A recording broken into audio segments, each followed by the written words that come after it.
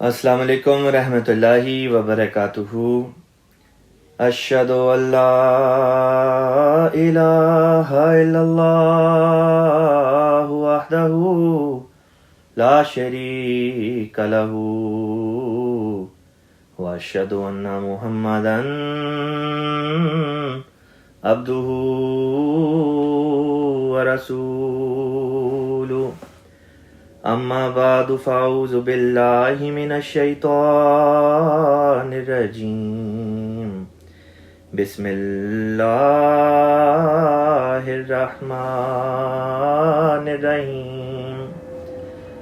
الحمدللہ ثم الحمدللہ، اللہ تعالیٰ کے فضل اور کرم کے ساتھ ہم نے کل کی جو قرآن کلاس تھی اس میں سورۃ الاعراف جو ہے اس کا مضمون شروع کیا تھا، اور پہلی 17 آیات سورۃ الاعراف کی جو تھیں ان کی تلاوت، ان کا لفظی ترجمہ اور جو تفسیر تھی اس کو ہم نے دیکھ لیا تھا، پڑھ لیا تھا۔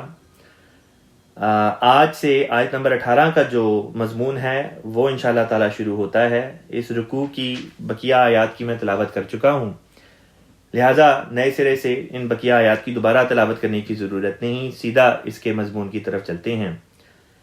جہاں پہ کل کا مضمون ختم ہوا تھا وہاں پہ میں یہ بیان کر رہا تھا کہ کس طرح پر شیطان نے یہ دعویٰ کیا کہ وہ اللہ تعالیٰ کے سیدھے راستے کے اوپر بیٹھے گا تاکہ لوگوں کو گمراہ کرے، یعنی شیطان انہی لوگوں کو گمراہ کرتا ہے جو خدا تعالیٰ کے سیدھے راستے کے اوپر ہوں، اور جو سیدھے راستے کے اوپر آ رہے ہوں یا چل رہے ہوں انہی کو راہ راست سے ہٹانے کے لیے وہ وہاں پہ بیٹھے گا۔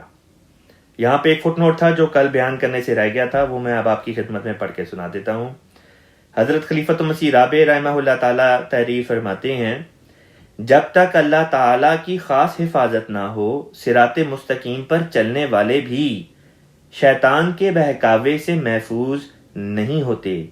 قرآن کریم نے جن کے متعلق مغضوب علیہم اور ضالین فرمایا ہے وہ صراط مستقیم پر ہی چلنے والے تھے لیکن بہک گئے۔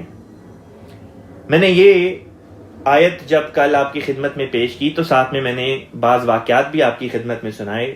ایک واقعہ تو میں نے آپ کی خدمت میں پیش کیا کہ کس طرح پر حضرت اقدس مسیح موعود علیہ الصلوۃ والسلام کی زندگی میں مولوی محمد حسین بٹالوی جن کی جوتیاں گھس گئیں لوگوں کو بٹالے سے قادیان نہ آنے کے لیے روکتے، اور اسی طرح حضرت اقدس علیہ الصلوۃ والسلام کے خاندان کا ایک فرد تھا، سفید داڑھی، لمبی داڑھی والا انسان، جو قادیان کی شاہراہ پر بیٹھ جاتا تھا، اس راستے پر بیٹھ جاتا تھا اور لوگوں کو روکتا تھا کہ دیکھو نہ جاؤ۔ اور کس طرح پر اس انسان جو اپنی طرف سے تو لوگوں کو قادیان آنے سے روکتا تھا لیکن خود اس آیت کے ذیل میں آ گیا، اور کس طرح پر لوگوں کے ازدیاد ایمان کا وہ خود باعث بن گیا۔ کہ کس طرح پہ ایک دفعہ وہ 3 بھائی آ رہے تھے جن کا میں نے واقعہ سنایا آپ کو، کہ انہوں نے جب دیکھا کہ اس طرح سے یہ بندہ ہے، داڑھی والا ہے اور بظاہر متقی نظر آتا ہے لیکن قادیان جانے سے روکتا ہے، تو ان میں سے بڑے بھائی نے باقی 2 کو بلا کے کہا کہ جلدی آؤ، ادھر آؤ، آ کے دیکھو ہم جو سنتے تھے کہ شیطان سیدھے راستے پہ بیٹھا ہوتا ہے لوگوں کو بھٹکانے کے لیے، آج ہم نے شیطان کو اپنی آنکھوں سے دیکھ لیا۔ تو اس کے بعد پھر میں نے ایک واقعہ آپ کی خدمت میں پیش کیا تھا مولانا غلام رسول راجیکی صاحب رضی اللہ تعالیٰ عنہ کی زندگی سے، حیات قدسی سے، کہ کس طرح پر ان کے ساتھ کئی دفعہ یہ واقعہ پیش آیا کہ مولوی جو ہوتے تھے، جہاں بھی مولانا غلام رسول راجیکی رضی اللہ تعالیٰ عنہ جاتے، وہاں کے ان پنڈوں کے، شہروں کے، گاؤں کے، دیہاتوں کے وہاں کے جو مولوی ہوتے تھے، غیر احمدی مولوی حضرات، وہ لوگوں میں فتویٰ کفر تشہیر کرتے اور کہتے کہ نہیں یہ تو کفر ہیں، کافر ہیں یہ لوگ، ان کی باتیں نہیں سننی، اور لوگوں کو روکتے تھے۔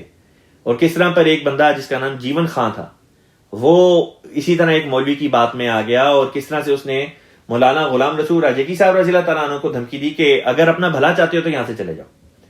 مولانا غلام رسول راجیکی صاحب جو مسیح موعود علیہ السلام کے صحابی تھے، آپ نے نہ کوئی لٹھ اپنے ہاتھ میں اٹھائی نہ ہی کوئی خنجر، بلکہ آپ نے بھی میدان نہیں چھوڑا، مقابلہ آپ نے بھی ڈٹ کے کیا۔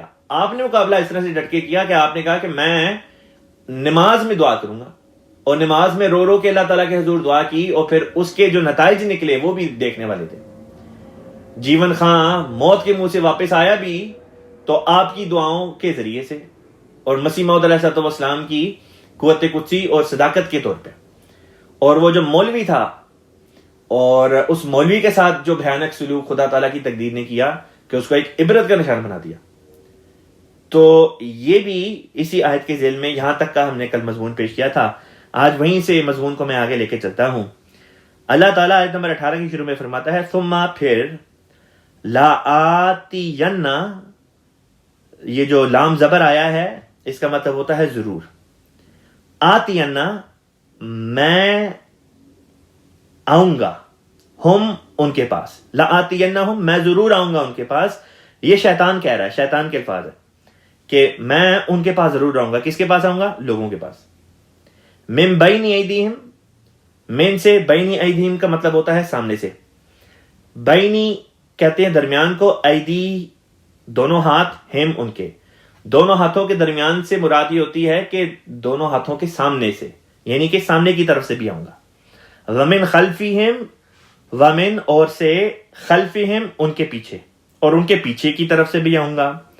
وعن ایمانہم، اور عن ایمانہم ان کی دائیں طرف سے بھی آؤں گا، یعنی کہ ایمانہم کا مطلب ہوتا ہے ان کی دائیں طرف. وعن شمالہم اور ان کی بائیں طرف، یعنی آگے پیچھے دائیں بائیں چاروں سمتوں سے میں ان کے پاس آؤں گا. ولا تجد، اور تو نہیں پائے گا. شیطان اللہ تعالیٰ کو مخاطب کر کے کہہ رہا ہے ولا تجد، اور تو نہیں پائے گا اکثرہم ان میں سے اکثر کو، شاکرین شکر کرنے والے، شکر گزار ان میں سے تو اکثر کو نہیں پائے گا. اب یہ کن کا ذکر کر رہا تھا؟ یہ ان لوگوں کا ذکر کر رہا تھا جو صراط مستقیم پر چل رہے ہوں گے اور ان کو بھٹکانے کے لیے شیطان آئے گا، کہ ان میں سے اکثر کو یہ بھٹکائے گا، یا یہ کہ اکثر جو ہوں گے وہ خدا تعالیٰ کا شکر کرنے والے نہیں ہوں گے. یہاں پہ ایک نہایت ہی لطیف نکتہ حضرت خلیفۃ المسیح اول رضی اللہ تعالی عنہ نے پیش کیا. آپ کی تفسیر جو جماعت میں حقائق الفرقان کے نام سے مشہور و معروف ہے، اس میں اسی آیت کے ذیل میں آپ تعریف فرماتے ہیں کہ دیکھو آگے سے، پیچھے سے، دائیں سے، بائیں سے شیطان کے آنے کا تو ذکر کیا، لیکن اوپر سے آنے کا ذکر نہیں کیا کہ وہ اوپر سے بھی آئے گا.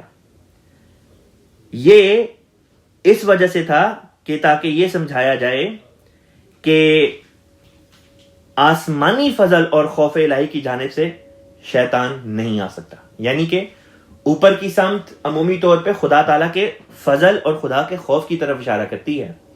حضور فرماتے ہیں اس سے یہ پتہ چل جاتا ہے کہ کوئی بھی شخص کبھی بھی یہ نہیں کہہ سکتا کہ وہ کلیتاً شیطان کے جو حملہ ہے اس کے نیچے آ گیا.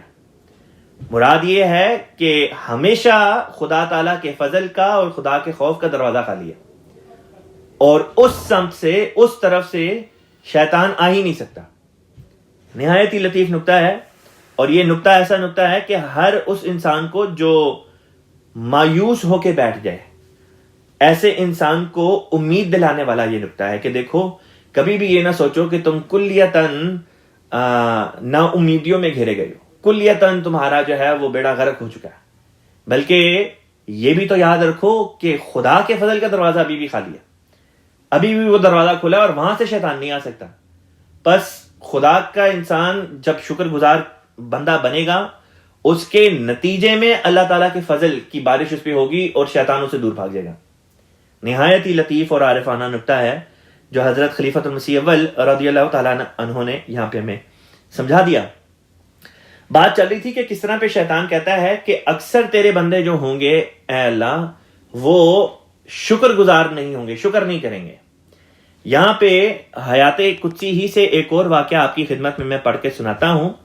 یہ واقعہ بھی در حقیقت حضور انور ایدہ اللہ تعالیٰ بن نصر عزیز نے اپنے جمعے کے خطبے میں کوٹ کیا تھا. حضور فرماتے ہیں کہ ایک اور واقعہ مولانا غلام رسول راجیکی صاحب رضی اللہ تعالیٰ عنہ بیان کرتے ہیں کہ موزہ جامو بولا جو ہمارے گاؤں سے جانب شمال 2 کوس کے فاصلے پر واقع ہے، وہاں کے اکثر زمیندار ہمارے بزرگوں کے ارادت مند تھے. جب انہوں نے جیون خان، یہ جیون خان وہی والا بندہ ہے جس کا واقعہ کل میں نے سنایا تھا پچھلی آیت کے ذیل میں، تو مولانا غلام رسول راجیکی صاحب تعریف فرماتے ہیں جب انہوں نے جیون خان ساکن دھدرا کی بیماری اور موجزانہ صحت یابی کا حال سنا تو ان میں سے خان محمد زمیندار میرے والد صاحب کے پاس حاضر ہوا اور عرض کیا کہ میرا چھوٹا بھائی جان محمد عرصے سے تپے دق کے عارضہ میں مبتلا ہے. آپ ازرہ نوازش میاں غلام رسول صاحب کو فرمائیں کہ وہ کسی وقت ہمارے گھر ٹھہریں اور جان محمد کے لیے دعا کریں تو اللہ تعالیٰ اسے بھی صحت عطا فرما دے. چنانچہ ان کی درخواست پر والد صاحب نے مجھے ارشاد فرمایا. میں وہاں چلا گیا، وضو کر کے نماز میں اس کے بھائی کے لیے دعا شروع کر دی. سلام پھیرتے ہی میں نے اس سے دریافت کیا کہ اب جان محمد کی حالت کیسی ہے.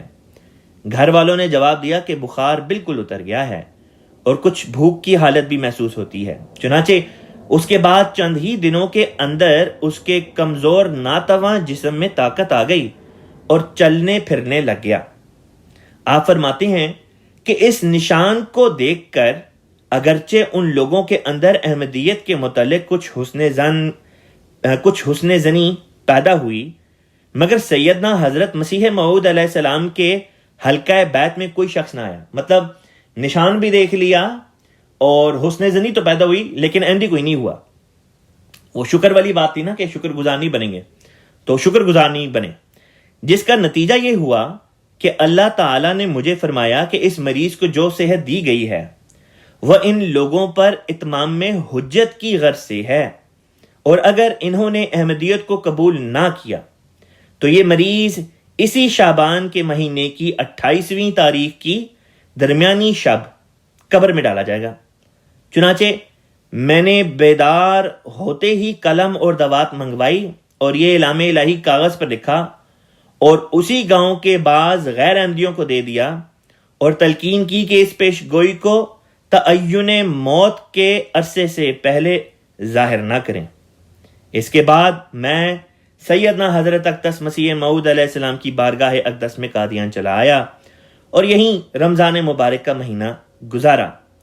خدا تعالیٰ کی حکمت کہ جب جان محمد بظاہر صحت یاب ہو گیا اور جا بجا اس معجزے کا چرچا ہونے لگا تو اس مرض نے دوبارہ حملہ کیا اور وہ ٹھیک اسی رات کو جس کا ذکر کیا گیا تھا اس دنیا فانی سے کوچ کر گیا. اور اس کے مرنے کے بعد جب ان غیر احمدیوں نے میری تحریر لوگوں کے سامنے رکھی تو ان کی حیرت کی کوئی انتہا نہ رہی، مگر افسوس ہے کہ پھر بھی ان لوگوں نے احمدیت کو قبول نہ کیا. حیات قدسی حصہ اول صفحہ 28-30. حضور فرماتے ہیں نشان دیکھتے ہیں پھر بھی اثر نہیں ہوتا. تو یہ وہ مضمون ہے شکر گزاری نہ کرنے کا کہ اللہ تعالیٰ کی طرف سے نشان تو دکھائی دے، صداقت بھی واضح ہو جائے، لیکن پھر بھی حلقہ بیت میں شامل نہیں ہوتے. اس قسم کی بے شمار مثالیں ہمیں اپنے ارد گرد بھی دکھائی دیتی ہیں. اللہ تعالیٰ سب کی ہدایت کا سامان فرمائے، آمین. اب میں مضمون کو آگے لے کے چلتا ہوں. اللہ تعالیٰ فرماتا ہے قال اخرج، کالا اس نے کہا، یعنی اللہ تعالیٰ نے کہا اخرج نکل جا، منہا اس میں سے، مذعومن، مذعومن کا مطلب ہوتا ہے مذمت کیا ہوا، مدحورن دھتکارا ہوا. اب سوال یہ تھا کہ کہاں سے نکالا جا رہا ہے؟ اس حالت سے جس کو حالت قرب کہتے ہیں. خدا کے قرب کے حال کی حالت سے نکالے جانے کا یہاں پہ ذکر کیا جا رہا ہے کہ اب خدا کے قرب سے یہ جو وجود ہے یہ دور ہو جائے، یعنی کہ اس کے اوپر مذمت بھی کی گئی اور اس کو دھتکار بھی دیا گیا. فرمایا لمن، لمن یہ دوبارہ لام زبر جو آیا اس کا مطلب ہوتا ہے ضرور. من جو تبعہ پیروی کرے گا کا تیری، یعنی کہ یقیناً جو پیروی کرے گا تیری، منہم ان میں سے، یعنی ان لوگوں میں سے، لَأَمْلَأَنَّ دوبارہ لام زبر آئی، لام فتح، اس کا مطلب ہوتا ہے ضرور. لا ضرور، املأنّ میں بھر دوں گا، جہنم جہنم کو، منکم تم میں سے، اجمعین سب کے سب، یعنی تم سب سے جہنم کو بھر دوں گا. تم سب سے مراد وہ تمام لوگ ہیں جو شیطان کے پیچھے چل پڑتے ہیں اور خدا سے دور ہو جاتے ہیں. شیطان کے پیچھے جو انسان چل پڑے اور توبہ نہ کرے تو ایک وقت آتا ہے کہ شیطان اس کے اوپر حاوی ہو جاتا ہے.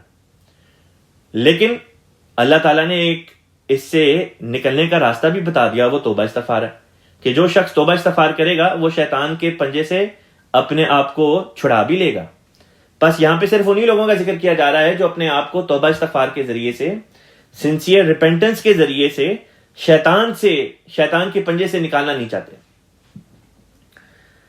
آیت کو آگے لے کے چلتے ہیں۔ اگلی آیت میں اللہ تعالیٰ بیان فرماتا ہے اور یا آدم، اے آدم، اسکن، سکونت اختیار کر، انتا تو و زوجکا، اور تیرا ساتھی، الجنتا، جنت میں۔ اب یہاں پہ ایک سوال پیدا ہوتا ہے کہ یہاں پہ ساتھی سے کیا مراد ہے؟ عام طور پہ ساتھی سے مراد تو بیوی لی جاتی ہے، کہ کہا جا رہا ہے کہ اے آدم تو اور تیری بیوی، لیکن حضرت خلیفۃ المسیح ثانی رضی اللہ تعالیٰ عنہ نے تفسیر صغیر میں یہ نقطہ بیان فرمایا کہ زوج سے مراد جہاں جیون ساتھی ہوتا ہے وہاں پہ دوسرے ساتھی بھی مراد ہوتے ہیں، یعنی کہ حضرت آدم علیہ السلام کے صحابہ کا ذکر چل رہا ہے، آپ کی جماعت کا ذکر چل رہا ہے، کہ اللہ تعالیٰ نے آدم اور ان کی جماعت کو مخاطب کر کے فرمایا کہ آپ اور آپ کے ساتھ جو آپ کے ماننے والے ہیں وہ اس جنت میں رہیں۔ اب یہ جنت کون سی تھی، کہاں تھی، یہ تمام کی تمام باتیں سورۃ البقرہ کے شروع ہی میں جب آدم علیہ السلام کا قصہ آیا تھا، غالباً تیسری یا چوتھی قرآن کلاس میں، اس میں بڑی ڈیٹیل کے ساتھ یہ مضمون بیان کر چکا ہوں، لہٰذا دوبارہ اس کی ڈیٹیل میں اس طرح سے جانے کی ضرورت نہیں۔ اتنا بتا دینا یہاں پہ کافی ہے کہ یہ جنت وہ جنت ہے جو زمین پہ تھی، بلکہ کسی آسمان پر نہیں تھی۔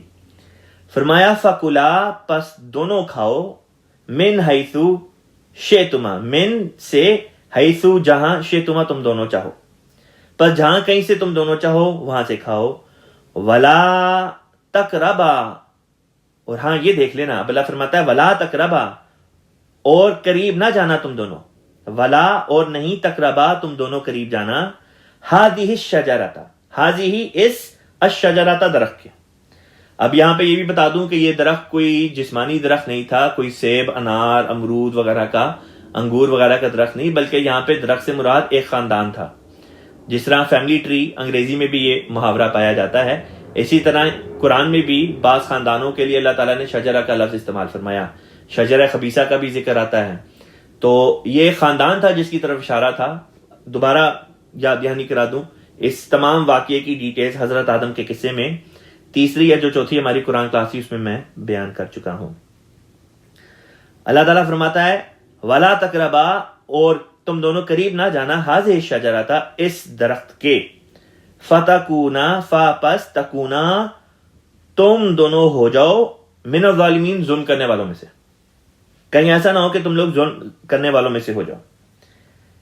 فوسوسا، پس وسوسہ، وسوسہ کا عربی میں مطلب ہوتا ہے وسوسہ ڈال دیا، لہما، ان دونوں کے لیے، الشیطان، شیطان نے، مراد یہ ہے کہ ان کے دلوں میں شیطان نے وسوسہ ڈال دیا، لیبدیا، لی لام تعلیل ہے، تاکہ مطلب اس کا ہوگا تاکہ، لی تاکہ، یبدیا وہ ظاہر کرے، لہما ان دونوں کے لیے، ما جو، ووریا، ووریا کا مطلب ہوتا ہے چھپائی گئی تھی، جو چیز چھپا دی جائے اس کو کہتے ہیں ووریا، انہما ان سے، من سوآتہما، من سے، سوآت، سوآت کہتے ہیں کمزوریاں، ہما ان دونوں کی، تو بامحاورہ ترجمہ یوں بنے گا پس شیطان نے ان کے دل میں وسوسہ ڈالا تاکہ وہ ان کی ایسی کمزوریاں ان پر ظاہر کر دے جو ان سے چھپائی گئی تھیں، وقالا، اور اس نے کہا، ما نہیں، نہاکما، روکا تم دونوں کو، ربکما، تم دونوں کے رب نے، یعنی تمہارے رب نے تمہیں نہیں روکا، ان ہذہ الشجرۃ، ان سے، ہذہ الشجرۃ، اس درخت، کہ تم دونوں کے رب نے تم دونوں کو اس درخت سے نہیں روکا، الا مگر، ان تکونا، کہ مگر یہ کہ کہیں ایسا نہ ہو جائے، مراد یہ ہے ان کے، تکونا تم ہو جاؤ، ملکینی، دو فرشتے، کہیں ایسا نہ ہو کہ تم لوگ فرشتے بن جاؤ، او تکونا، او یا تکونا، تم بن جاؤ، من الخالدین، ہمیشہ زندہ رہنے والوں میں سے، ہمیشہ کی زندگی پانے والوں میں سے، یہاں پہ سوال پیدا ہوتا تھا کہ ملکین کیوں فرمایا کہ کہیں تم فرشتے نہ بن جاؤ. تو بات یہ ہے کہ شیطان اس طرح پہ بھی دھوکہ دیا کرتا ہے کہ بعض لوگوں میں تکبر پیدا کر دیتا ہے، اور تکبر کے نتیجے میں انسان اپنے آپ کو فرشتہ سمجھنے لگتا ہے. وہ سمجھتا ہے کہ جیسے میں بہت ہی نیک ہوں اور میرے اعمال اور افعال ایسے ہیں کہ قابل تعریف ہیں اور دوسرے لوگوں کی نظر میں بھی قابل تعریف ہونے چاہیے. خلیفۃ مسیح رابع رحمہ اللہ تعالیٰ بیان کرتے ہیں کہ ایک بہت بڑا دھوکہ شیطان جو ہے وہ انسانوں کے نفس کو یہ دلاتا ہے کہ میں نیک ہوں، یعنی کہ انسان نیک ہے. یہ وہی نقطہ ہے جو حضرت مسیح موعود علیہ السلام نے اپنے اردو کے شعر میں ظاہر فرمایا کہ بدتر بنو ہر ایک سے اپنے خیال میں، شاید اسی سے دخل ہو دار الوصال میں. کہ دیکھو اپنے آپ کو اچھا نہ سمجھو، اپنے آپ کو ہر دوسرے انسان سے کمتر سمجھو، کیونکہ تمہیں نہیں پتا کہ دوسرا انسان نیکیوں میں ہو سکتا ہے شاید تم سے آگے. اس لیے اگر اپنے آپ کو کمتر سمجھو گے تو ہمیشہ تمہاری نظر اسی طرف ہوگی کہ میں اور نیکیاں کروں، میں اور نیکیاں کروں. جب تمہاری نظر اس طرف اور تمہارا مطمئن نظر یہ ہو جائے گا کہ میں زیادہ سے زیادہ نیکیاں کروں، اسی کے نتیجے میں پھر اللہ تعالیٰ کا فضل تمہارے اوپر آئے گا، اور کیا ہوگا؟ نتیجہ یہ نکلے گا کہ اللہ تعالیٰ تمہیں جنت عطا کر دے گا. اور جنت وہ جگہ جہاں پہ انسان کو دائمی زندگی ملتی ہے، دائمی زندگی. دیکھیں مسیح موعود علیہ السلام کا شعر کیا مضمون بیان کر رہا ہے، اور شیطان جو تھا اس نے بالکل اس کا الٹ ایک سین دکھایا. اس نے یہ دکھایا کہ تم فرشتے بن جاؤ گے اور ہمیشگی کی زندگی مل جائے گی. حالانکہ مسیح موعود علیہ السلام نے ہمیں وہ بات سمجھا دی کہ شیطان کے بہکاوے میں نہ آنا. شیطان تو چاہتا ہی ہے کہ وہ تمہیں یہ کہے کہ تم بہت ہی نیک اور کوئی بہت ہی پاشا قسم کے انسان ہو. اسی لیے کہتے ہیں کہ انسان کو ہمیشہ اپنے اوپر جسے کہتے ہیں نا گہری نظر رکھنی چاہیے. حضرت خلیفہ خامس سیدہ اللہ تعالیٰ بن نصر عزیز نے ایک دفعہ نہیں، دو دفعہ نہیں، 20 دفعہ، کئی دفعہ یہی مضمون بیان کیا کہ دیکھو اپنے نفس کا محاسبہ کرو. رسول پاک صلی اللہ علیہ وسلم نے بھی اپنی ایک حدیث میں یہ بات بیان کی کہ وہ شخص جس کا آج اور کل برابر ہو جائے نیکیوں کے لحاظ سے، کہ مطلب اس نے جو کل گزرا اس میں بھی اتنی نیکیاں کی اور آج جو ہے اس میں بھی اس نے اتنی ہی نیکیاں کی، تو وہ گھاٹے میں. بس محاسبہ انسان کرتا رہے گا تو اسی کے نتیجے میں پتہ چلے گا کہ کتنی بدیاں کمائی ہیں اور کتنی نیکیاں کمائی ہیں. اس محاسبے کے نتیجے میں انسان کا نفس اس کو مزید نیکیوں کی طرف تلقین کرے گا، اس کی طرف رجحان پیدا کرے گا، اور جب تک وہ رجحان پیدا نہیں ہوگا وہ نیکیوں میں آگے قدم بڑھانے والا نہیں بن سکتا. آگے چلتے ہیں. اللہ تعالیٰ فرماتا ہے وقاسما، اور قاسما قسم کھائی اس نے، ہما ان دونوں سے، یعنی کہ شیطان نے قسمیں کھائیں ان دونوں سے، ان دونوں کے سامنے قسمیں کھا کر کہتا ہے انی یقیناً میں تو لکما تم دونوں کے لیے ہوں، لمن الناسین، لا دوبارہ لام زبر جو آیا مراتی ضرور، من الناسین ناسین میں سے، نصیحت کرنے والوں میں سے، کہ دیکھو میں تو تمہیں نصیحت کرنے والوں میں سے ہوں. اگلی آیت پہ چلتے ہیں، آیت نمبر 23 ہے. اللہ تعالیٰ بیان فرماتا ہے فدلا، پس دلا بہکا دیا اس نے، ہما ان دونوں کو، بغرور، غرور کے ساتھ. غرور عربی میں کہتے ہیں دھوکے کو، یعنی دھوکے کے ذریعے سے شیطان نے ان دونوں کو بہکا دیا، یعنی آدم کو اور آدم کے ساتھیوں کو. فلما، پس جب، ذاقا، انہوں نے چکھ لیا، ان دونوں نے چکھ لیا. ذق کہتے ہیں چکھو، اور ذاقا مطلب ہوتا ہے چکھ لیا. اردو میں جو لفظ ذائقہ آیا ہے وہ بھی ادھر ہی سے آیا ہے. ذاقا، چکھ لیا ان دونوں نے، الشجرۃ، درخت کو. مراد یہ ہے کہ اس درخت کا مزہ چکھ لیا. یاد ہے آپ کو میں نے بتایا تھا درخت سے مراد ظاہری درخت نہیں بلکہ خاندان تھا. مراد یہ ہے یہاں پہ کہ اس خاندان سے تعلق قائم ہو گیا، یعنی کہ اس خاندان کے ساتھ ایک رابطہ ان کا ہو گیا، جس خاندان سے رابطہ کلیتاً بند کر دینے کا حکم اللہ تعالیٰ کی طرف سے تھا. وہ خاندان تھا جو ایک باغی خاندان تھا اور خدا تعالیٰ کی نظر میں سرکش تھا. فرمایا جب انہوں نے یہ رابطہ قائم کر لیا، مزہ چکھ لیا، کیا ہوا؟ بدت، ظاہر ہو گیا، لہما، ان دونوں کے لیے، سوآتہما، ان دونوں کی کمزوریاں، یعنی کہ ان کی جو کمزوریاں تھیں وہ ظاہر ہو گئیں. حضرت خلیفۃ المسیح رابع رحمہ اللہ تعالیٰ اور حضرت مسلم موعود رضی اللہ تعالیٰ عنہ دونوں نے یہی مضمون بیان کیا ہے کہ یہاں پہ جو کمزوریاں ظاہر ہوئی ہیں اس سے مراد یہ ہے کہ جب انسان کوئی کمزوری کرتا ہے تو اس کا نفس اس کو کہتا ہے کہ دیکھو تم نے غلطی کیا. یہ نفس کی طرف اشارہ ہے کہ نفس انسان کا خود گواہی دیتا ہے کہ تم نے غلطی کیا. تو یہ اس بات کی طرف اشارہ تھا. غیر عملی کہتے ہیں کہ آدم علیہ السلام اور مائی حوا نے جب درخت شجر ممنوعہ کا پھل کھا لیا, جو بھی وہ پھل تھا ان کے نزدیک, وہ کہتے ہیں ان کے بدن کا جو ننگ تھا وہ ایک دوسرے پہ ظاہر ہو گیا, حالانکہ بدن کے ننگ کے ظاہر ہونے کا تو ذکر ہی نہیں ہے. یہاں پہ ذکر یہ چل رہا ہے کہ کمزوری جو تھی وہ ظاہر ہو گئی. وَتَفِقَا, اور وہ دونوں لگے یخصفانی, چمٹانے. یخصفان کہتے ہیں کسی چیز کو پکڑ کر اپنے ساتھ چمٹا لینا. علیہما, اپنے اوپر, من سے, ورق الجنہ, جنت کے پتے. اب ورق کا ایک مطلب ہوتا ہے پتا, لیکن ورق سے مراد زینت بھی ہوتی ہے. زینت, اگر زینت کا ترجمہ لیا جائے, جو کہ یہاں پہ خلیفہ رابع رحمہ اللہ تعالیٰ نے بھی اور حضرت مسلم نے بھی کیا ہے, تو جنت کی زینت سے کیا مراد ہے؟ جنت کی زینت سے وہ نیک اعمال مراد لیے جاتے ہیں جو انسان کو جنت میں لے کے جائیں. پس جیسے ہی آدم علیہ السلام اور ان کی جماعت پر یہ بات ظاہر ہوگی کہ ان سے خطا ہو گئی ہے, غلطی ہو گئی ہے, انہوں نے فوری طور پر نیک اعمال بجا لانے شروع کر دیے, یعنی نیکی کے کام کرنے شروع کر دیے کہ ہمارے نیک کام زیادہ ہو جائیں اور بدیاں جو ہیں وہ کم رہ جائیں. جو خطائیں تھیں, جو غلطیاں تھیں وہ ہو گئیں, لیکن اب نیکیوں کے ذریعے سے, جس طرح اللہ تعالیٰ بعض جگہ خود قرآن پاک میں فرماتا ہے کہ ان الحسنات یذہبن السیئات, کہ دیکھو جو حسنات ہوتی ہیں, نیکیاں ہوتی ہیں, یذہبن السیئات, وہ بدیوں کو دھو ڈالتی ہیں, وہ ان کو بھگا دیتی ہیں.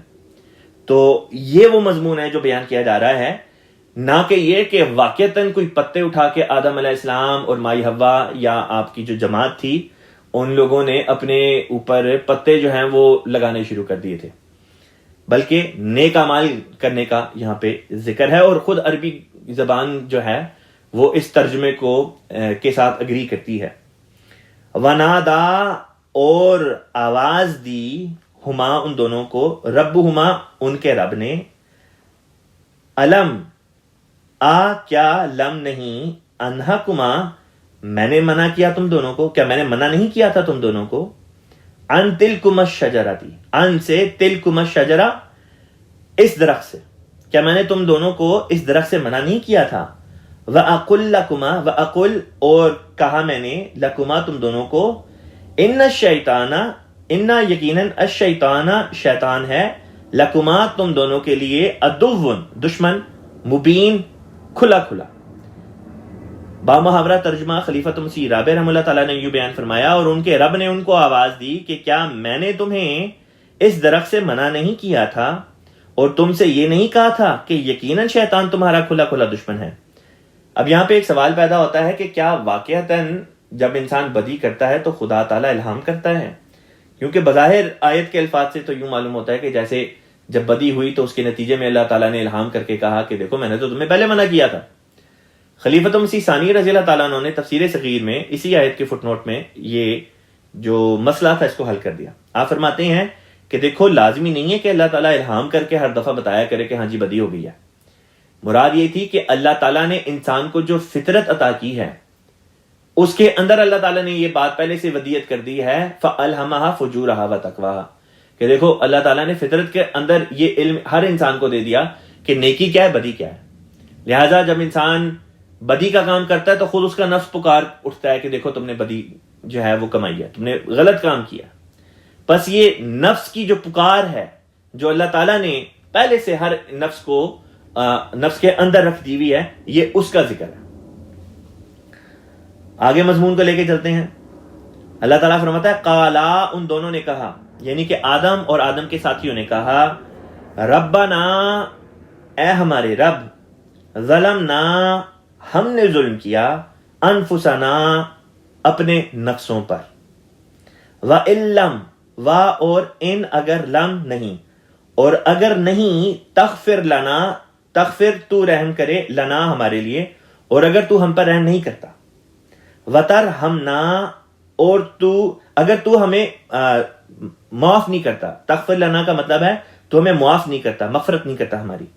وترحمنا و اور ترحمنا تو رحم فرما ہم پر, مراد یہ کہ اور اگر تو ہم پر ہماری مغفرت نہیں کرتا اور ہم پر رحم نہیں فرماتا, لنکونن, لام زبر دوبارہ آئی, اس کا مطلب ہے ضرور, تو ضرور کیا ہوگا, نکونن ہم بن جائیں گے, من الخاسرین گھاٹا پانے والوں میں سے.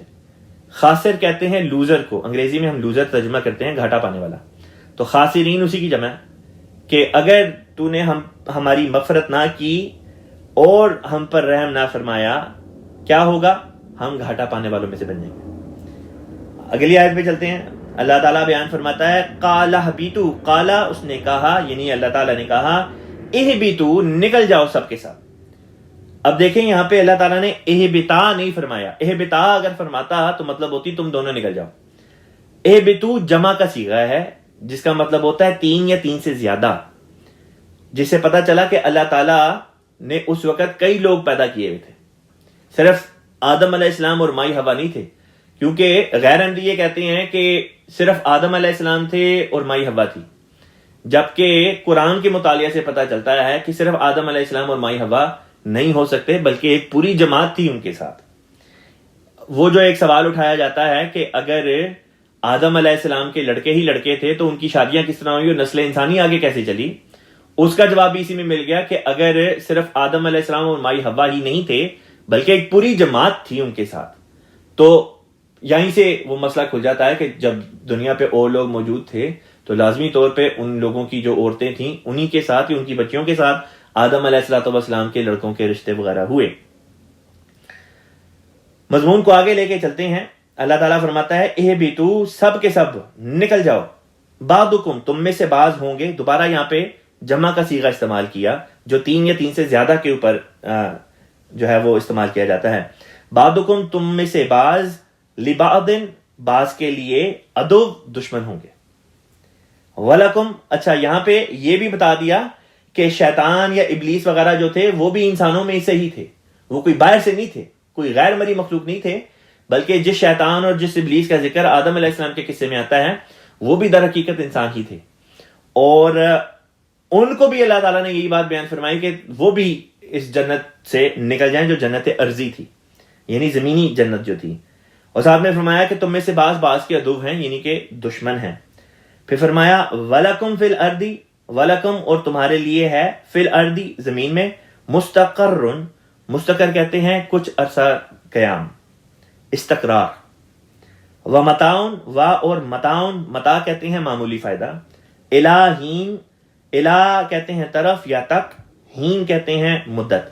تو مراد یہ ہے کہ ایک مقررہ مدت تک یا ایک معین مدت تک کچھ عرصے کے لیے تمہارے لیے معمولی فائدہ بھی ہے اور کچھ عرصہ اس دنیا میں قیام بھی ہے. مراد یہ ہے کہ کچھ عرصہ زندہ رہو گے, اس دنیا کی چیزوں سے فائدہ اٹھاؤ گے, پھر تمہیں موت واقع ہو جائے گی. اس رکوع کی آخری آیت ہے, نہایت ہی دلچسپ آیت ہے. اللہ تعالیٰ فرماتا ہے قالا, اس نے کہا, یعنی اللہ تعالیٰ نے کہا, فیہا اس میں, تحیونا تم زندہ رہو گے, وفیہا اور اس میں, تموتون تم مرو گے, ومنہا اور اس سے, تخرجون تم نکالے جاؤ گے. اب اللہ تعالیٰ کا یہ قول ہے, اللہ تعالیٰ فرما رہا ہے زمین کا ذکر کر کے کہ اسی زمین میں انسان جیے گا, اسی زمین میں انسان مرے گا اور اسی سے انسان کو نکالا جائے گا. اب یہ آیت کریمہ حضرت اقدس مسیح موعود علیہ السلام نے کوٹ کر کے یہ استنباط نکالا کہ اس آیت کی روح سے عیسیٰ علیہ السلام کی وفات ہو گئی. اس لیے کیونکہ یہ آیت کریمہ بتاتی ہے کہ عیسیٰ علیہ السلام بھی اگر جیوت رہیں گے, زندہ رہیں گے, تو اسی دھرتی پہ, اسی زمین پر زندہ رہیں گے, وفات پائیں گے بھی تو اسی زمین پر وفات پائیں گے, وَمِنْهَا تُخْرَجُونَ اور نکالے بھی جائیں گے تو اسی زمین سے نکالے جائیں گے. یہ آیت بغیر کسی شک و شبہ کے وفات مسیح والے مسئلے کو حل کر دیتی ہے اور بتا دیتی ہے ببانگ دہل کہ عیسیٰ علیہ السلام کی وفات ہو چکی ہے. اس آیت کی روح سے وہ کیا, کوئی بھی انسان اس آیت کی روح سے دنیا کی حد سے باہر نکل کے مر نہیں سکتا, نہ جی سکتا ہے. اب یہاں پہ ایک سوال پیدا ہوتا ہے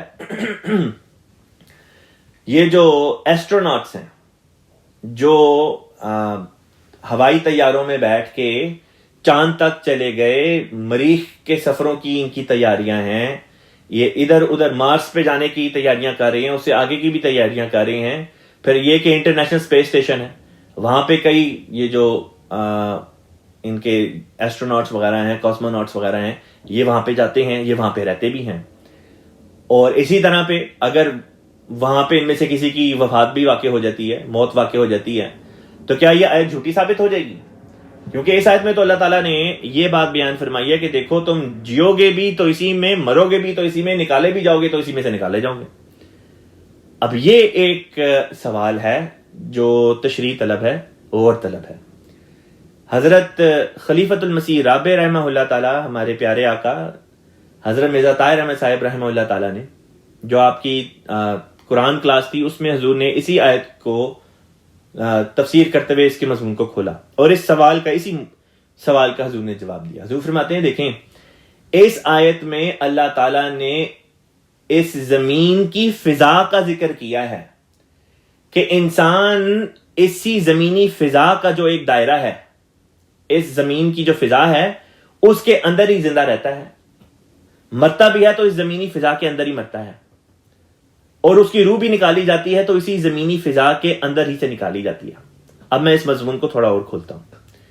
ہم بفرض محال سمجھتے ہیں کہ سوچ لیتے ہیں کہ ایک ایسٹروناٹ ہے، وہ اس وقت چاند پہ چلا گیا ہے اور چاند پہ جا کے اس کا جو وہ سوٹ ہے، اسپیس سوٹ ہے، وہ پھٹ جاتا ہے جس کے نتیجے میں اس کی موت واقع ہو جاتی ہے. اب یہ دو باتیں ہیں. پہلی بات یہ کہ وہ وہاں پہ زندہ ہے، اور یہ کہ کچھ عرصے بعد اس کا اسپیس سوٹ پھٹتا ہے جس کے نتیجے میں اس کی موت واقع ہو جاتی ہے. اب اس سیناریو کو اس آیت کے مطابق کس طرح ایکسپلین کیا جا سکتا ہے؟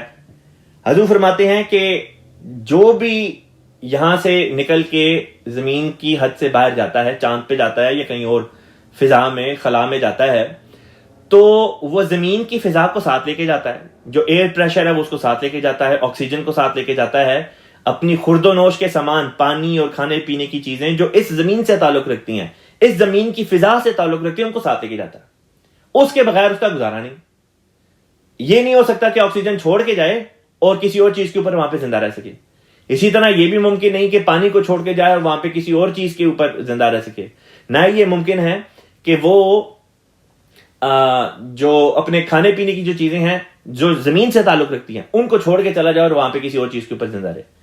اگر وہ چاند پہ یا اسپیس اسٹیشن پہ یا کسی اور جگہ پہ زندہ رہتا ہے تو انہی چیزوں کے ذریعے سے زندہ رہتا ہے جو اللہ تعالیٰ نے اس زمین کے ساتھ مقید کر دی ہیں، اس زمین کے ساتھ باندھ دی ہیں. مثلا میں یہاں پہ بیٹھا ہوا ہوں اور میں سانس لے رہا ہوں، آکسیجن لے رہا ہوں، یہ اس زمین کا حصہ ہے.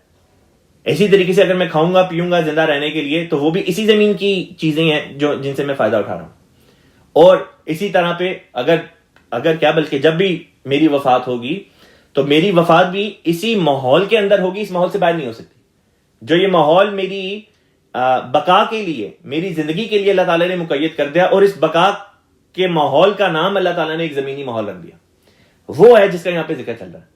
اب مضمون لیتے ہیں وفات کا، کہ ایک جو ایسٹروناٹ ہے چاند پہ پہنچ گیا اور وہاں پہ جا کے اس کا اسپیس سوٹ پھٹتا ہے، اور اسپیس سوٹ پھٹنے کے نتیجے میں چاند کی فضا اس سے آ کے مل جاتی ہے. خلیفہ رابع رحمہ اللہ فرماتے ہیں کہ اس سے پہلے کہ اس چاند کی فضا آ کے اس کے جسم کو چھوئے، اس کے جسم سے اس کی روح نکل جائے گی اور موت واقع ہو جائے گی. گویا کہ اس سے پہلے کہ وہ دوسری فضا جو چاند سے تعلق رکھتی ہے وہ اپنا اثر اس شخص کے اوپر ڈالے، اس دنیا کی فضا کا ختم ہونا ہی اس کی موت کو واقع کر دے گا.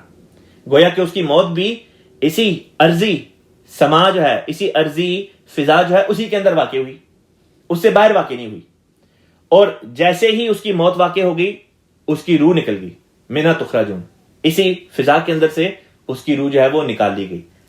یہ وہ مضمون ہے جس کا یہاں پہ ذکر تھا، اور ایک سوال تھا یہ جو اکثر لوگوں کے ذہنوں میں ابھرتا ہے، جس کا جواب حضرت خلیفۃ المسیح رابع رحمہ اللہ تعالیٰ نے نہایت ہی خوبصورتی سے دیا. اگر اب بھی کسی کے ذہن میں یہ مضمون کلیئر نہ ہو تو میں آپ سے یہی گزارش کروں گا کہ الاسلام پہ جا کے یا یوٹیوب پہ جا کے تو خلیفۃ مسیح رابع رحمہ اللہ تعالیٰ کی اسی آیت کی جو ترجمۃ القرآن کلاس ہے اس میں آپ اس مضمون کو کھول کے خود خلیفۃ مسیح رابع رحمہ اللہ تعالیٰ کی زبانی بھی سن سکتے ہیں، اور وہاں پہ حضور نے جس طرح سے مضمون کو سمجھایا ہے نہایت ہی سہل آسان طریق پر سمجھایا ہے۔ یہاں پہ یہ رکوع ختم ہوتا ہے۔ اب میں اگلا رکوع کی تلاوت کر دیتا ہوں۔ اعوذ باللہ من الشیطان الرجیم، یا بنی آدم قد انزلنا علیکم لباسا یواری سوآتکم وریشا وَلِبَاسُ التَّقْوَىٰ ذَلِكَ خَيْرٌ ذَلِكَ مِنْ آيَاتِ اللَّهِ لَعَلَّهُمْ يَذَّكَّرُونَ يَا بَنِي آدَمَ لَا يَفْتِنَنَّكُمُ الشَّيْطَانُ كَمَا أَخْرَجَ أَبَوَيْكُم مِّنَ الْجَنَّةِ ينزع عنهما لباسهما ليريهما سوآتهما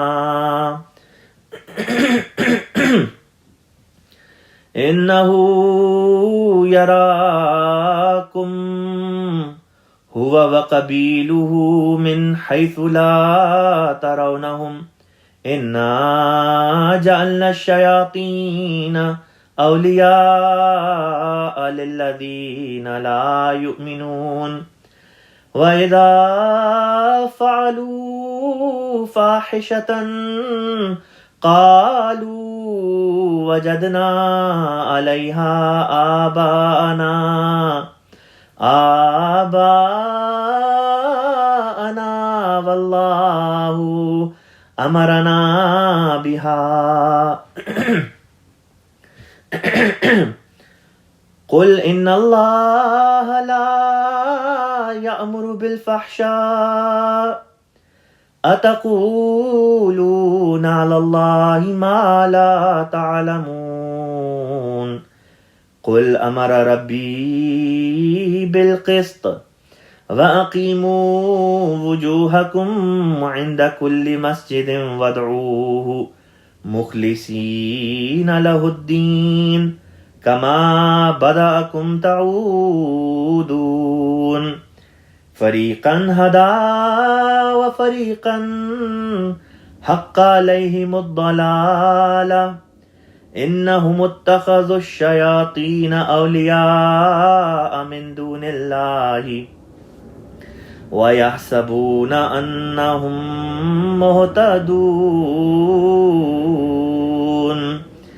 يَا بَنِي آدَمَ خُذُوا زِينَتَكُمْ عِنْدَ كُلِّ مَسْجِدٍ وَكُلُوا وَاشْرَبُوا وَلَا تُسْرِفُوا انہو لا يحب المسرفین۔ الحمدللہ اس رکوع کی بھی تلاوت مکمل ہوئی۔ اب اس کی پہلی آیت کی طرف آتے ہیں۔ اللہ تعالیٰ فرماتا ہے آیت نمبر 27 میں، یا بنی آدمہ، اے آدم کے بیٹوں۔ یہاں پہ یا بنی آدمہ کہہ کے صرف آدم علیہ السلام کے ان بیٹوں کا ذکر نہیں جو مائی حوا کے پیٹ سے اس وقت پیدا ہوئے تھے، بلکہ ہر انسان کا ذکر کیا جا رہا ہے کہ ہر انسان جو ہے وہ آدم علیہ السلام کا بیٹا ہے۔ اسی لیے ہم سب کو آدمی کہا جاتا ہے کیونکہ ہم آدم والے ہیں، یعنی آدم سے ہیں۔ فرمایا یا بنی آدم، اے آدم کے بیٹو، قد انزلنا، قد یقیناً انزلنا ہم نے نازل کیا، علیکم تمہارے پر، لباسن لباس کو، کہ ہم نے تمہارے پر لباس نازل کیا۔ حضرت خلیفۃ المسیح اول رضی اللہ تعالیٰ عنہ نے حقائق الفرقان میں بیان فرمایا کہ قبیلہ بنو عامر والے جو لوگ تھے وہ خانہ کعبہ کا طواف ننگے بدن کیا کرتے تھے۔ وہ یہ سوچتے تھے کہ جن کپڑوں میں ہم نے گناہ کمائے ہیں انہی کپڑوں کو پہن کے ہم خانہ کعبہ کا کس طرح سے طواف کریں، اور یہ بات ہے زمانہ جاہلیت سے پہلے کی۔ تو اس وجہ سے اللہ تعالیٰ نے ان رکوع میں یہ جو چل رہے ہیں ان میں لباس کا خاص طور پہ ذکر کیا۔ پہلے آدم علیہ السلام اور ان کی جماعت کے لیے لباس کا ذکر کیا، پھر ان کے بعد مزید ایک اور لباس کا ذکر کیا, پھر لباس تقوی کا ذکر آئے گا. تو یہ جو ڈفرینٹ قسم کے لباسوں کا ذکر آ رہا ہے, اسی لیے ذکر آ رہا ہے کہ بنو عامر اور اسی طرح جو دوسرے قبائل تھے ان کو اس طرح توجہ دلائی جائے کہ دیکھو اصل لباس انسان کا لباس تقوی ہے, اور یہ کہ ننگے بدن نہیں رہنا, نہ جسمانی طور پہ نہ روحانی طور پہ. تو اللہ تعالیٰ فرماتا ہے کہ دیکھو اے آدم کے بیٹو, ہم نے تمہارے اوپر لباس کو نازل کیا. اب یہاں پہ ایک اور مضمون جو ہے اللہ تعالیٰ نے کھول کے بیان کر دیا کہ لباس جو ہے وہ نازل ہوا ہے. غیر عمدی کہتے ہیں کہ نازل کا لفظ جس چیز کے لیے استعمال ہو جائے وہ آسمان سے اترتا ہے. مثلا وہ کہتے ہیں حدیث میں عیسیٰ علیہ السلام کے لیے لفظ استعمال ہوا ہے کہ ینزلو, وہ نازل ہوگا. تو نازل ہونے سے پتہ چلا کہ وہ آسمان سے نازل ہوگا, ورنہ تو اور کہیں سے انسان نازل ہو ہی نہیں سکتا ان کے نزدیک. حالانکہ وہ انسان جو مسافر ہوتا ہے اس کو نزیل کہتے ہیں, کیونکہ وہ اپنی سواری سے اتر کے کہیں جاتا ہے. سواری سے اترنے کے معنوں میں اس کو نزیل کہہ دیا, کہیں اس میں آسمان کا ذکر نہیں. عیسیٰ علیہ السلام کے لیے لیکن آسمان کا ذکر وہ پھر بھی کھینچ تان کے لے کر آ جاتے ہیں. یہاں پہ اللہ تعالیٰ اس آیت میں بیان کر رہا ہے کہ دیکھو لباس اللہ تعالیٰ نے تمہارے لیے نازل کیا ہے. اب یہاں پہ وہ آسمان سے نازل کرنے کا مطلب کیوں نہیں لیتے کہ واقعتاً ہمارے جو لباس ہے جو ہم پہنتے ہیں, اور یہاں پہ صرف آدم کے ان بیٹوں کا ذکر ہم پہلے ہی بتا چکے ہیں کہ صرف ان بیٹوں کا ذکر نہیں جو آدم علیہ السلام کی صلب سے اس وقت پیدا ہوئے تھے, بلکہ قیامت تک پیدا ہونے والے جتنے بھی انسان ہوں گے سب کو مخاطب کر کے اللہ تعالیٰ بیان کر رہا ہے کہ دیکھو تمہارے لیے جو لباس اتارا ہے وہ اللہ نے اتارا ہے, اللہ نے نازل کیا ہے. بس آسمان سے تو کوئی لباس اترتا دکھائی نہیں دیتا ظاہری معنوں میں. مراد یہ ہے کہ جب بھی کوئی چیز کسی چیز کا فائدہ بیان کرنا ہو, اس کی مفادیت کی طرف اشارہ کرنا ہو کہ دیکھو کتنی فائدے والی چیز ہے, تو اللہ تعالیٰ نزول کا لفظ استعمال کر دیتا ہے. مثلا یہی نزول کا لفظ اللہ تعالیٰ نے جہاں یہاں پہ لباس کے لیے لباس کے لیے استعمال فرمایا, چوپائے مویشی جو ہوتے ہیں, مثلا بکریاں, بھیڑ بکریاں, گائے وغیرہ, اونٹ وغیرہ, جن سے ہم فائدہ اٹھاتے ہیں, ان کا گوشت کا استعمال کرتے ہیں, ان سے دودھ حاصل کرتے ہیں, ان کی سکن سے لیدر حاصل کر کے ڈفرینٹ قسم کی چیزیں بناتے ہیں, تو ان کے لیے بھی اللہ تعالیٰ نے لفظ نازل قرآن پاک میں استعمال کیا. پھر لوہا ہے, لوہے کے لیے بھی لفظ نزول جو ہے وہ استعمال ہوا, حالانکہ آسمان سے لوہا اترتا کسی کو دکھائی نہیں دیتا. نہ صرف یہ بلکہ خود رسول پاک حضرت محمد مصطفیٰ صلی اللہ علیہ وسلم کی ذات بابرکات کے لیے بھی اللہ تعالیٰ نے نزول کا لفظ قرآن پاک میں استعمال کیا. عیسیٰ علیہ السلام کے لیے تو لفظ نازل قرآن پاک کی کسی آیت میں بھی نہیں آتا, صرف حدیث میں آیا.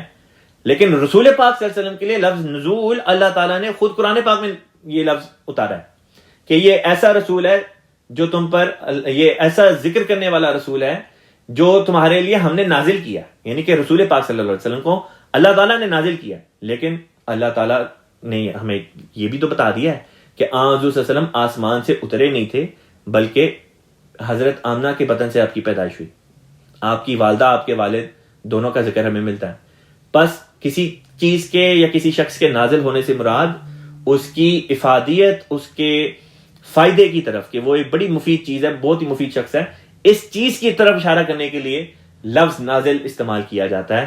اس کے علاوہ اور کسی معنوں میں یہ لفظ نہیں آیا کرتا. لہذا یہاں پہ جو فرمایا کہ اے آدم کے بیٹو ہم نے تمہارے اوپر لباس نازل کیا, تو یہاں پہ لباس سے مراد لباس کے فائدے کی طرف اشارہ کرنے کے لیے کہ دیکھو یہ نہایت فائدہ مند چیز ہے. جب تم کپڑے پہنو گے تو سب سے پہلی چیز یہ تمہارا بدن ڈھپ جائے گا. تمہارا بدن ڈھپے گا تو تمہاری کمزوریاں کسی کو دکھائی نہیں دیں گی. پھر یہ بھی بتا دیا کہ دیکھو نہ صرف یہ کہ تمہارا بدن ڈھپے گا, بلکہ تمہیں اس سے کئی قسم کے فائدے بھی پہنچیں گے. سردیوں میں لباس تمہیں گرمی پہنچائے گا, تمہیں ٹھنڈ سے بچا کے رکھے گا. اسی طرح کئی بیماریاں تمہارے اوپر حملہ آور نہیں ہو سکیں گی. اسی طرح کئی کیڑے مکوڑے جو ہیں ان کے حملے سے تم بچ جاؤ گے. فرمایا یواری, وہ ڈھانپتا ہے. لباس کا ذکر کر کے اللہ فرماتا ہے یواری, وہ ڈھانپتا ہے, سواتیکم, تمہاری کمزوریوں کو, وریشن, اور زینت کے طور پہ بھی ہے. ریشا کہتے ہیں زینت کو, کہ یہ لباس جو ہے یہ تمہاری خوبصورتی کو اور نکھار دیتا ہے, بطور زینت کے بھی تو ہے. اسی زینت کے پیچھے لوگ ہزاروں ڈالر خرچ کر دیتے ہیں اپنے لباس کو بہتر بنانے کے لیے. اللہ فرماتا ہے وَلِبَاسُ التَّقْوَىٰ ذَلِكَ خَيْرٌ, کہ یاد رکھو وَلِبَاسُ التَّقْوَىٰ, اور لباس تقویٰ یعنی تقویٰ کا جو لباس ہے, ذَلِكَ خَيْرٌ, وہ سب سے بہتر ہے. ہزاروں ڈالر کے لوگ سوٹ خرید لیتے ہیں اور شلوار قمیضیں اور قسم کی اپنی یہ لباسوں کے اوپر خرچ کر دیتے ہیں, لیکن ایسے لباسوں کا ظاہری معنوں میں صرف یہی فائدہ ہوتا ہے کہ ان کو پہن کے انسان اچھا لگ جائے, اس سے آگے اور کوئی بات نہیں ہوتی. حالانکہ اللہ بیان فرماتا ہے دیکھو اصل لباس تو وہ ہے جو تقویٰ کا لباس ہے. اگر تقوی کا لباس حاصل نہیں تو لاکھوں کروڑوں کا انسان لباس پہن لے، اس کو کوئی فائدہ نہیں ہوگا، حقیقی فائدہ نہیں پہنچ سکتا. لیکن ایک انسان ہے، وہ غریب ہے، اس کے پاس اعلیٰ قسم کا لباس نہیں، ٹاٹ کے بے شک وہ کپڑے پہنتا ہو، لیکن اگر اس کے پاس لباس التقوی ہے تو وہ ان لاکھوں کروڑوں ڈالر والے لباسوں سے بہرحال بہتر لباس پہننے والا سمجھا جائے گا خدا تعالیٰ کی نگاہ میں. فرمایا ذالک، یہ ہے من آیات اللہ، من سے آیات اللہ، اللہ کی آیات، کہ یہ اللہ کی آیات میں سے ہے. کیا اللہ کی آیات میں سے ہے؟ لباس التقوی، لباس تقوی جو یہ اللہ کے نشانات میں سے ہے. لعلہم، تاکہ تم یذکرون، لعلہم، تاکہ وہ یذکرون، وہ نصیحت حاصل کریں. اگلی آیت ہے، فرمایا یا بنی آدم، اے آدم کے بیٹوں، لا یفتننکم، تم کو فتنے میں نہ ڈالے، لا نہیں، یفتنن، فتنے میں ڈالے، کم، تم کو. کون فتنے میں نہ ڈالے؟ فرمایا الشیطان، کہ شیطان تمہیں فتنے میں نہ ڈالے. کما اخرجا، کما جیسے، اخرجا اس نے نکلوا دیا، اباویکم، اباوی کہتے ہیں دو ابو، یعنی دو باپ، لیکن مراد یہاں پہ یہ تھی ماں اور باپ، ماں اور باپ دونوں کے لیے لفظ اباوی استعمال ہو جاتا ہے. لہذا فرمایا کہ جس طرح اس نے تمہارے دونوں ماں باپ کو، یعنی کہ آدم علیہ السلام اور مائی حوا کا ذکر ہے، کہ جس طرح اس نے تمہارے ماں باپ کو نکلوا دیا. کہاں سے نکلوا دیا؟ من الجنتی، جنت سے. ینزعو، اس نے چھین لیا، یا یہ کہ وہ چھین لیتا ہے، انہما، ان سے، اس نے چھین لیا ان سے، لباسہما، ان کا لباس.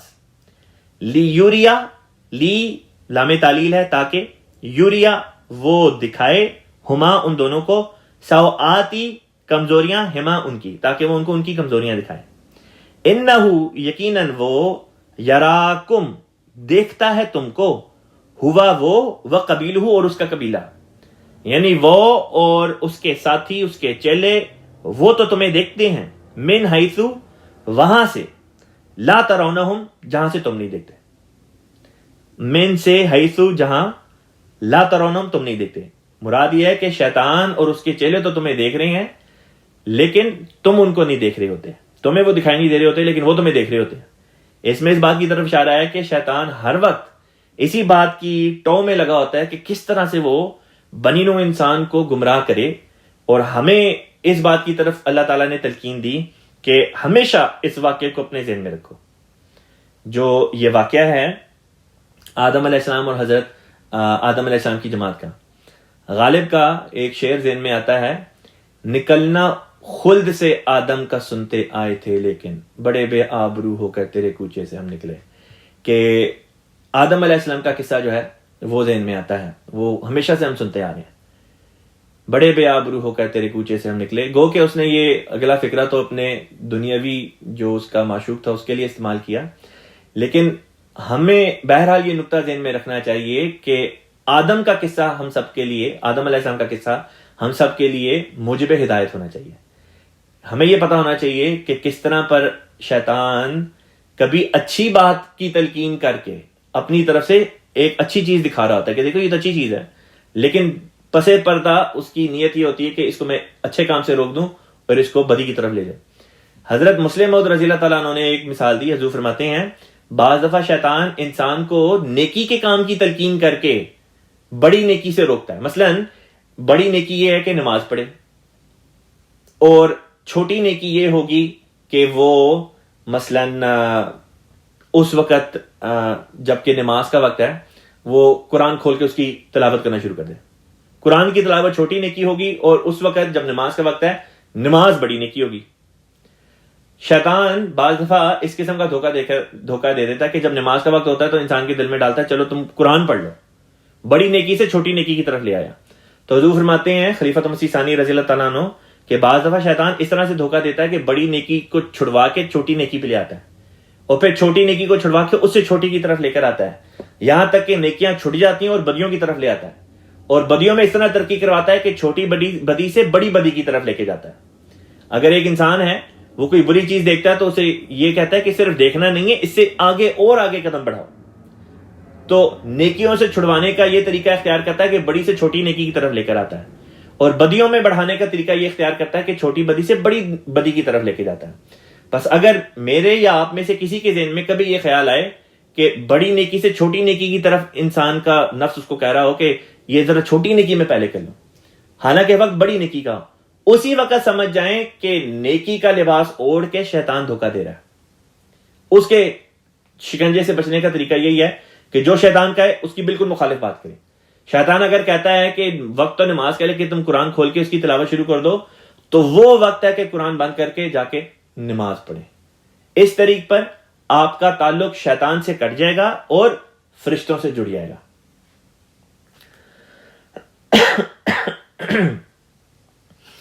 مضمون کو آگے لے کے چلتے ہیں. اللہ تعالیٰ بیان کرتا ہے انا یقیناً ہم جعلنا ہم نے بنایا الشیاطین شیطانوں کو اولیاء دوست للذین ان لوگوں کے لیے لا یؤمنون جو ایمان نہیں لاتے، یعنی جو ایمان نہیں لاتے ان کے لیے ہم نے شیطانوں کو دوست بنا دیا، ان کے دوست شیطان ہو گئے. وَإِذَا اور جب فعلوا وہ کرتے ہیں فاحشتاً کوئی بے حیائی کی بات، لوگوں کا ذکر ہو رہا ہے کہ جب لوگ بے حیائی کا کام کرتے ہیں، بے حیائی کی بات کرتے ہیں، قالو تو کہتے ہیں وجدنا ہم نے پایا علیہا اسی پر آباءنا اپنے آباء و اجداد کو، کہ ہمارے آباء و اجداد جو تھے وہ بھی اسی قسم کی بے حیائی کے کام کیا کرتے تھے. واللہ اور اللہ امرانا بہا، امرانا اس نے حکم دیا ہمیں بہا اس بات کا، نعوذ باللہ من ذالک. جب کوئی بے حیائی کی بات کرتے ہیں تو آگے سے کہتے ہیں ہمارے بڑے دادے وغیرہ جو تھے پرکھ وہ بھی یہی کام کیا کرتے تھے، اور ہمیں تو اس بات کی تلقین، ہمیں تو اس بات کا حکم اللہ تعالیٰ نے دیا. اللہ فرماتا ہے قول تو کہہ دے ان اللہ یقیناً اللہ تعالیٰ لا یأمر وہ حکم نہیں دیتا بالفحشاء بدی کا، بے حیائی کا. اللہ کبھی بھی بے حیائی کا حکم نہیں دیتا. کیا تقولون تم کہتے ہو اللہ اللہ کے بارے میں ما جو لا نہیں تعلمون تم علم رکھتے، کیا تم اللہ کے بارے میں وہ بات کہتے ہو جس کا تمہیں علم نہیں. قل کہہ دے امرا ربی، امرا حکم دیا ربی میرے رب نے بالقسط انصاف کا. قسط کہتے ہیں انصاف کو، کہ میرا رب تو انصاف کا حکم دیتا ہے. وَأَقِیمُوا اور قائم کرو، اور اقیمو قائم کرو، کھڑا کرو، قائم کرو. کس چیز کو قائم کرو؟ فرمایا وجوہکم. وجوہ وجہ کی جمع ہے، وجہ کہتے ہیں عربی میں چہرے کو، لیکن توجہ کے لیے بھی یہ لفظ استعمال ہوتا ہے. تو مراد یہ کہ اپنی توجہات کو قائم کرو تم. وجوہکم تمہاری توجہات. عندہ پاس کل مسجد ہر مسجد کے، ہر مسجد کے پاس. یہ لفظ پاس سے کوئی یہ نہ سمجھے کہ مسجد کے پاس جاتے ہوئے یا مسجد کے پاس کھڑے ہو کر تو توجہ اللہ کی طرف کرنی ہے، مسجد میں نہیں کرنی. مراد یہ ہے کہ ہر مسجد میں جب تم جاتے ہو تو وہاں پہ اپنی توجہ کا مرکز اللہ تعالیٰ کو بناؤ، یہ مراد ہے. ودعو اب پھر یہاں پہ اللہ تعالیٰ نے امر کا صیغہ استعمال فرمایا، حکم فرما رہا ہے. ودعو اور پکارو، ہو اسے یعنی اور اللہ کو پکارو، مخلصینا مخلص ہوتے ہوئے، خالص کرتے ہوئے، لہ الدین دین کو اس کے لیے خالص کرتے ہوئے اس کو پکارو. کما جیسے بدا پیدا کیا اس نے، کم تمہیں، تعودون تم لوٹو گے، یعنی جس طرح پہلی بار اس نے تمہیں پیدا کیا اسی طرح تم مرنے کے بعد لوٹو گے. سوال پیدا ہوتا تھا کہ یہ کیا مطلب ہے اس فکرے کا کہ جس طرح اس نے تمہیں پیدا کیا تم لوٹو گے. خلیفۃ مسیح رابع رحمہ اللہ تعالیٰ نے یہ نقطہ سمجھایا. آپ بیان کرتے ہیں کہ انسان کہاں سے آیا کوئی نہیں جانتا، مرنے کے بعد کہاں جائے گا یہ بھی کوئی نہیں جانتا، لیکن ہمیں اللہ تعالیٰ نے اس کا جواب سمجھا دیا. ہمیں اللہ تعالیٰ نے بتایا انا للہ و انا الیہ راجعون، ہم اللہ ہی کی طرف سے آئے اور اسی کی طرف لوٹ کے جائیں گے. یہ وہ مضمون ہے جس کو اللہ تعالیٰ نے ان الفاظ میں ادا فرمایا، کما بدأکم تعودون. یہاں پہ یہ آیت جو ہے یہ ختم ہوتی ہے. اس رکوع کی اب 2 آیات رہ گئی ہیں، لیکن چونکہ وقت اتنا نہیں کہ ان کو میں مکمل کر سکوں، لہٰذا ان کو اب انشاءاللہ تعالی کل تک کے لیے چھوڑتا ہوں. آخر پہ میرے ساتھ درود شریف پڑھ لیں. اللہم صلی علی محمد وعلی آل محمد کما صلیت علی ابراہیم وعلی آل ابراہیم انک حمید مجید. اللہم بارک علی محمد وعلی آل محمد کما بارکت علی ابراہیم وعلی آل ابراہیم انک حمید مجید. مجھے اور میرے سب گھر والوں کو اپنی دعاؤں میں یاد رکھیے گا. میں بھی آپ سب کو اپنی دعاؤں میں یاد رکھوں گا. اجازت دیں، کل ملاقات ہوگی. السلام علیکم ورحمۃ اللہ وبرکاتہ.